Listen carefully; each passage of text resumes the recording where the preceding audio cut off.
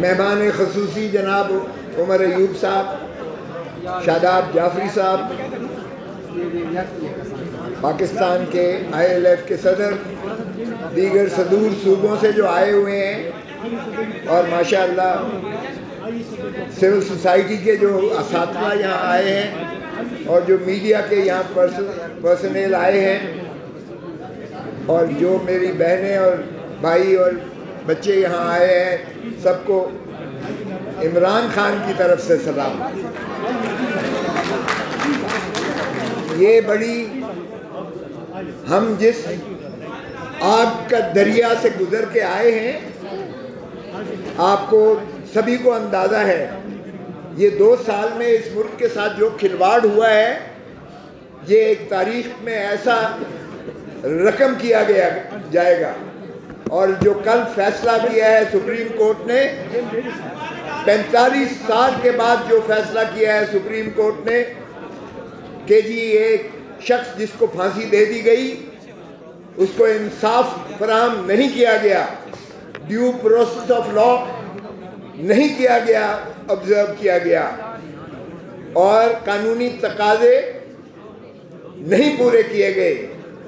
45 سال کا عرصہ سپریم کورٹ نے لگایا یہ فیصلہ کرنے میں، اور اپنے ماتھے سے کلنک کا جو ہے ٹیکا اتارنے کی کوشش کی۔ لیکن میں پوچھتا ہوں، کیا یہ انصاف ہے؟ آج انہیں یہ نظر نہیں آتا۔ میں تقاضا کرتا ہوں، اور ہم نے پارلیمنٹ کے فلور پر تقاضا کیا کہ آپ 9 مئی اور 9 فروری 9 مئی اور 9 فروری اس کا بھی ذرا احاطہ کر لیجئے گا، ایک جوڈیشل کمیشن بٹھائیں اور آپ دیکھیں کہ کیا مماثلت ہے۔ کیا پھر ایک پاکستان کی دل کی دھڑکن جس کو عمران خان کہتے ہیں، کیا یہ 9 مئی کا شاخسانہ جو ہے یہ آرکیسٹرڈ ایک فراڈ نہیں تھا اس قوم کے ساتھ اور ملک کے ساتھ؟ یہ کھلواڑ نہیں تھا عوام کی 25 کروڑ عوام کے ساتھ کہ ایک شخص جو پاکستان کی عوام کا مستقبل کا جو ہے ایک تابناک ستارہ ہے، اس کو منہدم کرنے کے لیے 9 مئی کا ایک رچایا گیا، ایک تماشا رچایا گیا، اور اس کی آڑ میں 10,000 PTI کے لوگوں کو پابند سلاسل کیا گیا۔ اور اس کے بعد صرف یہی نہیں، جس طرح چادر اور چار دیواری کو پامال کیا گیا، پاکستان تو کیا دنیا کی تاریخ میں شاید ایسا نہیں کہیں بھی ملتا ہوگا۔ یہ تو ہلاکو اور چنگیز خان کی بربریت سے بھی آگے گزر جاتی ہیں جب ہم دیکھتے ہیں کہ جس طرح سے چادر اور چار دیواری کو پھلانگ کر جس طرح سے لوگوں کو گرفتار کیا گیا، جس طرح عورتوں کو پابند سلاسل کیا گیا، جس طرح بیٹیوں کو اٹھایا گیا، جس طرح ماؤں کو اٹھایا گیا، جس طرح بہنوں کو اٹھایا گیا، اور پھر جس طرح سے بلیک میل کیا گیا کہ ان کی ویڈیوز بنا کر اور پھر ان سے جو ہے جا کے میڈیا پر لا کر اور ان کے سے توبہ طائب کروا کر اور کسی اس کی مذمت کروائی گئی اور کہا گیا کہ PTI سے میں توبہ طائب ہوتا ہوں یا ہوتی ہوں۔ یہ بھی ذرا دیکھیں کہ کیا ہوا، اور پھر اس کے بعد چلتے جائیے گا ذرا کہ جو ظلم اور بربریت روا کی گئی، عمران خان کو بائیو میٹرک کمرے سے اسلام آباد ہائی کورٹ کے بائیو میٹرک کمرے سے گرفتار کیا گیا، وردی میں لوگوں نے گرفتار کیا، اور سپریم کورٹ نے فیصلہ دیا کہ یہ تضحیک ہے عدلیہ کی، اور سپریم کورٹ نے انہیں مخلصی دی عمران خان کو۔ اب ذرا دیکھیے 9، 10، 11، 12 مئی عمران خان ان کی تحویل میں ہیں، کسٹڈی میں ہیں، اور 200 مقدمات جو ہے عمران خان پر کر دیے جاتے ہیں، اور 200 سے زیادہ کئی مقدمات جو ہے یہاں عمر ایوب صاحب بیٹھے ہوئے ہیں، یہاں جتنے ہمارے اکابرین بیٹھے ہوئے ہیں ان پر کر دیے گئے۔ یہ ایک ایسی ظلم و بربریت کی داستان کی گئی، کبھی آپ نے ایسا سنا ہوگا؟ ایک شخص شر قتل ہوتا ہے کوئٹہ میں، خان کے فرشتوں کو نہیں پتا اور خان کو اعانت میں جو ہے کر دیا جاتا ہے، ملزم بنا دیا جاتا ہے۔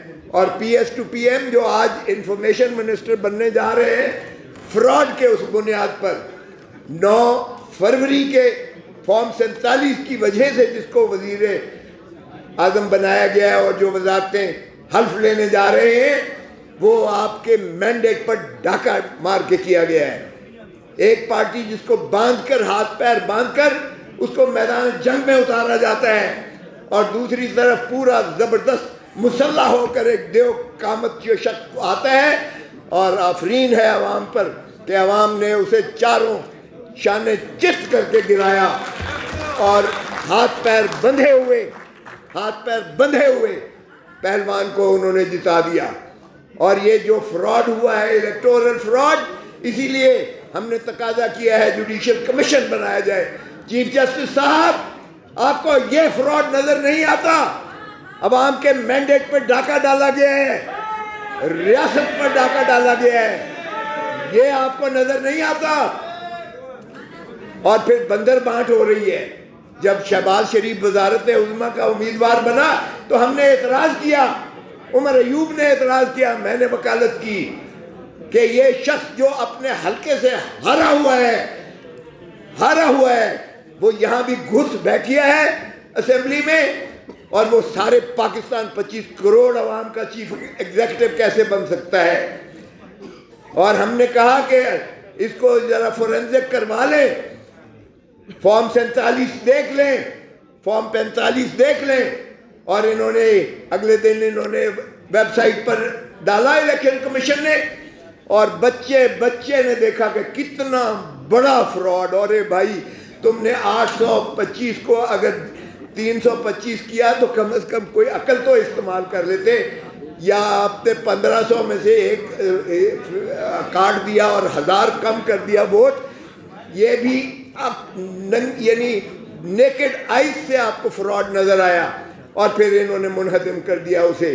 لیکن وہ اس وقت تک قوم کے سامنے سبھی چیزیں آ چکی ہیں۔ تو ہم نے یہی تقاضا کیا کہ اگر عوام کے آپ مینڈیٹ کو بحال نہیں کرتے، نہ ہم اسمبلی چلنے دیں گے، نہ حکومت چلنے دیں گے، نہ ہم اس خداداد مملکت کو اس فراڈ کے نیچے عوام کے مینڈیٹ پر ڈاکہ ڈالنے دیں گے۔ اور ہم نے 3 دن یہ ثابت کیا اسمبلی میں کہ ہم احتجاج کناں ہیں، ہم عوام کی آواز بن کر ہر فورم پر، کیونکہ ہم سے پوچھتا ہے ووٹر کہ ہم نے اتنا مینڈیٹ ہیوی آپ کو دیا، آپ نے ہمارے حقوق کے کیا کیا؟ تو اگر اس طرح سے ڈاکہ مارتے ہیں، اور آئین میں دیکھیے، آئین میں صرف اور صرف عوام ہی مقتدر ہیں۔ آئین میں صرف اور صرف آرٹیکل 7 میں عوام کو حق ہے نمائندے بھیجنے کا اسمبلی میں اور پارلیمان میں، اور انہی سے جو ہے حکومت بنتی ہے، عوامی نمائندے سے۔ اس میں نہ مقتدر حلقہ ہے کوئی، نہ فرشتے ہیں، نہ عدلیہ ہے۔ اور آرٹیکل 5 میں کہا ہے لائلٹی ٹو دا اسٹیٹ، مطلب وفاداری عوام کے ساتھ اور تابعداری آئین کے ساتھ۔ یہ ہے رول آف لا، تابعداری آئین کے ساتھ۔ یہ ہر پاکستانی شخص پر فرض ہے، چاہے وہ آرمی چیف ہے، چاہے وہ چیف جسٹس آف پاکستان ہے، چاہے وہ کوئی بھی ہے پاکستان میں، بڑے سے بڑا بھی ہے، وہ عوام کا ہے۔ ارے بھائی، عوام کے خون پسینے کی کمائی کے ٹیکسوں سے تمہیں تنخواہ ملتی ہے، تمہیں مراعات ملتی ہیں، تم یہ سارے جو کچھ آن بان شان ہے وہ عوام کے خون پسینے کی کمائی کے ٹیکسوں سے ہے۔ تو پھر تم جو تمہیں تنخواہ دیتا ہے، تم اس کے اوپر ملکیت کا حق کیسے جتاتے ہو؟ اور ایک ہی ادارہ ہے پارلیمان جو عوام ہے، جن کو پریمیسی اور سپرمیسی ہے، باقی کوئی عوام یہ وہ ادارہ نہیں ہے۔ باقی سب سروس آف پاکستان ہے، باقی سب ملازم ہیں ریاست کے، چاہے وہ عسکری قیادت ہو، چاہے وہ عدلیہ ہو، چاہے کوئی بھی ہو، وہ ملازم ہیں عوام کے ٹیکسوں سے تنخواہیں لینے والے عوام کے بادشاہ کیسے بن جاتے ہیں؟ اب آپ نے جو ہے تاج پوشی کے لیے لندن سے ایک شخص کو لے کر آ گئے ہو، اس کو دیکھنے لائق ہے اس کی شکل، جب وہ پارلیمان میں بیٹھتا ہے تو وہ اتنا شرمندہ ہوتا ہے اپنے زمین تلے، ایسے لگتا ہے کہ وہ زمین پھٹ جائے گی اور یہ دفن ہو جائے گا۔ میں تو پہلے ہی کہتا تھا کہ عنقریب یہ فلائی آؤٹ کرے گا، لندن واپس جائے گا اور کہے گا مجھے کیوں بلایا، مجھے کیوں بلایا۔ اور بھائی صاحب کو اب بندر بانٹ ہو رہی ہے ریاستی عہدوں کی، ایک شخص کو صدر بنا دیا ہے، ایک کو وزیر اعظم بنا دیا ہے، ایک کو وزیر اعلیٰ بنا دیا ہے، کسی کو گورنر بنا رہے ہیں، کسی کو وزراء بنا رہے ہیں۔ او بھائی یہ عوام کی امانت ہے، آپ کی عوام کی امانت میں آپ کیسے خیانت کر سکتے ہو، اور کیسے ہم ہونے دیں گے؟ رول آف لا کی نفی نہیں ہونے دیں گے۔ میں خراج تحسین پیش کرتا ہوں شاداب جعفری کو اور آپ سب جو آئی ایل ایف کے دوست آئے ہوئے ہیں۔ یہ موومنٹ اس سے زیادہ طاقتور ہونی چاہیے جو ہم نے عدلیہ کی بحالی کے لیے کرائی تھی۔ سب سے پہلے خون میرا پھٹا تھا، سر میرا پھٹا تھا، اور خون مال کی سڑکوں پر گرا تھا، سب لوگ آپ گواہ ہیں۔ ہم نے وہ موومنٹ چلائی تھی کہ جو مکے دکھاتا تھا کہ دیکھیے میری طاقت، خشو خاشاک کی طرح بہہ گیا، اور جب تک زندہ رہا وہ واپس پاکستان نہیں آ سکا تھا، اسے لاش اس کی آئی تھی، اور سپریم کورٹ نے سزائے موت اس کی بحال کر کے کنفرم کی۔ اگرچہ اللہ کا نظام ہے اور اللہ کا نظام، اس میں دیر ضرور ہو سکتی ہے، اندھیر نہیں ہے۔ کفر کی ریاست چل سکتی ہے، ظلم کی ریاست نہیں چلتی ہے، ناانصافی کی ریاست نہیں چلتی ہے۔